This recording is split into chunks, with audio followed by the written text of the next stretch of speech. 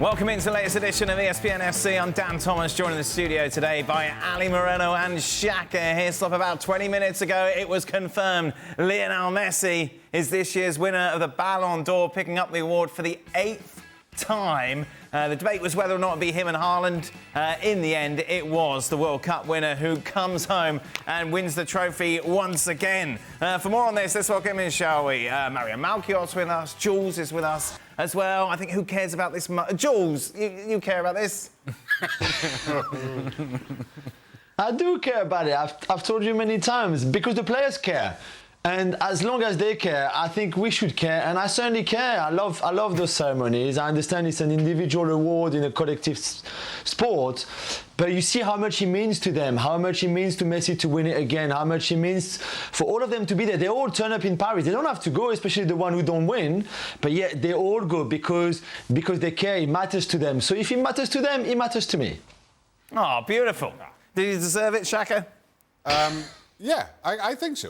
Listen, I understand and I fully support this, that the World Cup weighs heavier than every other competition. Yeah. And the fact that he wins his first World Cup, he's the player of the tournament without question. I thought the standard performer in a tournament. And while I hear all the criticism around, well, a World Cup over 4 weeks against a league campaign over 10 months, that's lost on me anyway. I think the World Cup will always kind of stand head and shoulders above those other competitions. So I have no issue with Lionel Messi winning at all. Ali?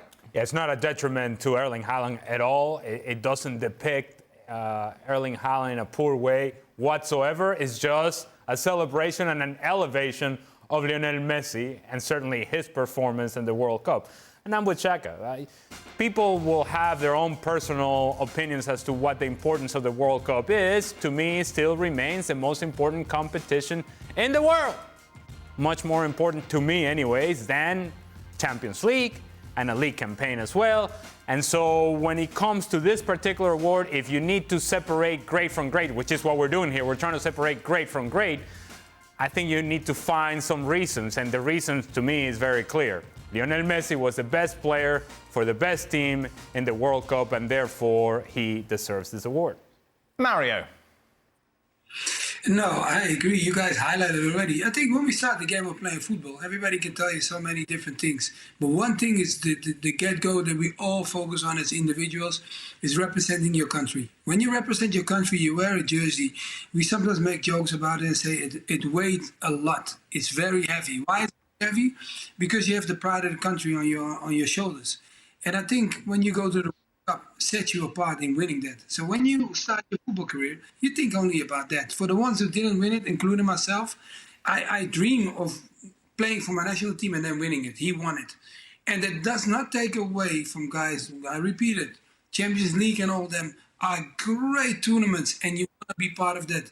Because I think any footballer, you understand, when you experience that, all tunes that you hear, the start of the Champions League, but when you hear the national anthem of your country play, I can tell you, you get chills through your body because you know you have to perform. And he won it. And that's why he's one of the greatest. Or the greatest at the moment, because there's no one else that did what he did. Spoiler alert, he won't win it next year. Oh. So who will? That's the question. That's an exciting question already, lad. So we've got 3 men, we reckon. Mbappe, Haaland, Bellingham. Remember, it's the Euros in the summer. So is it just a case as whichever country wins the Euros, if it's France or England, that will define who will pick it up, do you think, Jules? It will have a big impact, of course, like the boys said it was with the World Cup. But again, let's remind everyone that this is not an award for who the best player at the World Cup was over 7 games. This is an award over the whole calendar year. So from the start of 2023 until the end of the votes in October, sometime in October.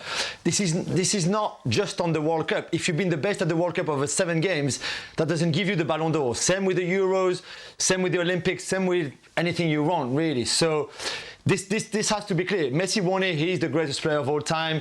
We know that. There will be a debate over his winning the World Cup and being very good on those 7 games.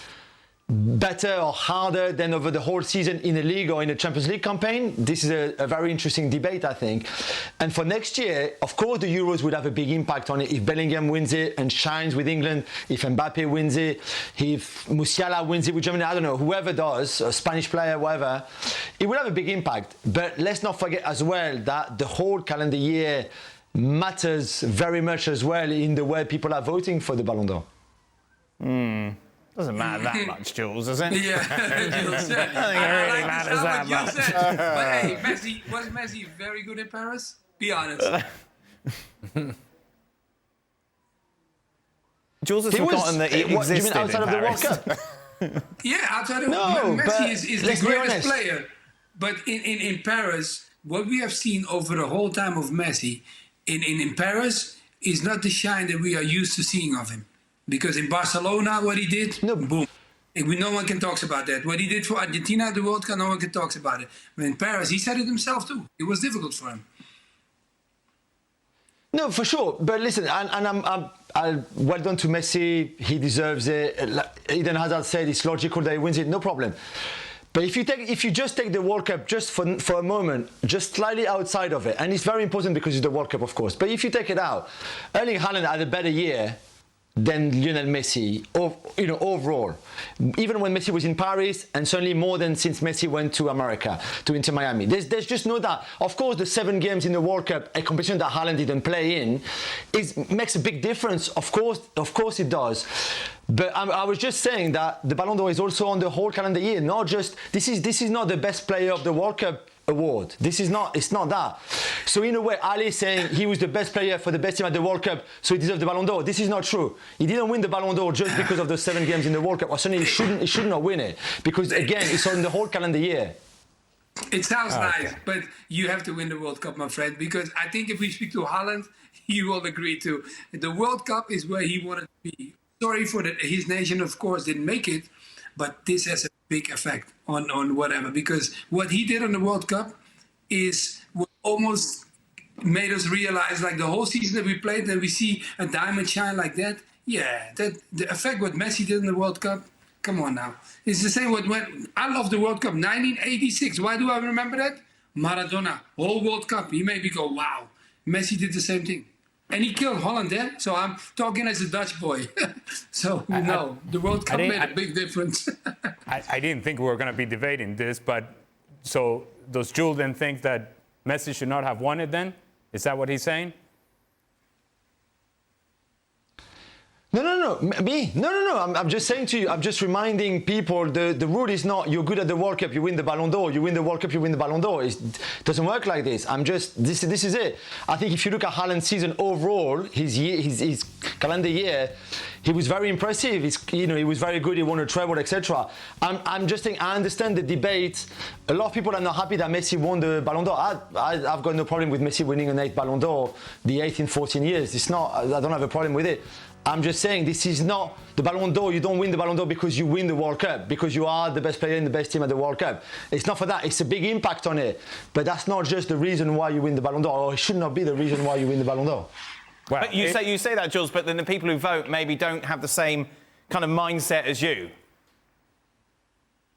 Yeah, maybe, and I completely understand that. And we repeat, it's a very democratic vote. The top 100 countries in the FIFA ranking all have one vote. One of their journalists, that France Football has been picked for most of them for a very long time. So we said it all the time. But Henry Winter, for example, the Times football writer, is the vote for England, for example. So you rely a lot on Henry and his knowledge of football and the games that he watched and the performance of players that he watched through the whole year to then make a realistic top 5, for example, and not having Shaka number 1, Ali number 2, Mario number 3, you 4, and me 5, right?